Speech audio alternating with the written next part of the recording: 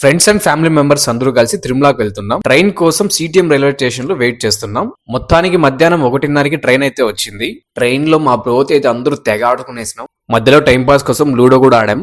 మా బ్రో అయితే మధ్యాహ్నం భోజనం ఖర్చు తగ్గించడానికి ఇంటి దగ్గర లెమన్ రైస్ చేసుకుని బాక్స్ లో ప్యాకింగ్ చేసుకొని వచ్చాడు మా 7 మెంబర్స్ కి. ఇప్పుడు మేమందరం అదే తింటున్నాం. ప్రతిసారి తినేటప్పుడు బ్రో పేరు తెలుసుకొని తింటున్నాం. మేము సాయంత్రం 5 గంటలకైతే తిరుపతికి రీచ్ అయ్యాం. మా కోసం ఆల్రెడీ తిరుపతిలో వెయిట్ చేస్తున్న మహేష్ అయితే కలుసుకున్నాం. ఎందుకంటే మా మహేష్ బెంగళూరు నుండి డైరెక్ట్ తిరుపతికి వచ్చేసాడు. మా కిరణ్ బ్రో, అరుణ్ బ్రో అలిపిరి నుండి మెట్లు ఎక్కలేరంట. అందుకనేసి ఇక్కడ నుంచి డైరెక్ట్ గా తిరుమలకైతే బస్ లో వెళ్లిపోయారు. మిగిలిన 6 మంది అలిపిరి దగ్గర మొదటి మెట్టు దగ్గర పూజ చేసి ఎగ్జాక్ట్ గా 6 గంటలకైతే మెట్లు ఎక్కడం స్టార్ట్ చేశాం. మా మాధవరెడ్డి గాలిగోపురం దగ్గరికి చేరుకోవడానికి చాలా సమయం పట్టింది. మా ఓడు మెట్లు ఎక్కాడు. మోకాల మెట్ల దగ్గర కొద్దిగా ఆగి రెస్ట్ తీసుకుని అక్కడ టీ దాగి మోకాల మెట్లు వీళ్ళిద్దరే ఎక్కారు. మిగతా మేమందరం నార్మల్ గా నడుచుకుంటూ వెళ్ళాం. ఫైనల్ గా 10 గంటలకైతే తిరుమలకి రీచ్ అయిపోయాం.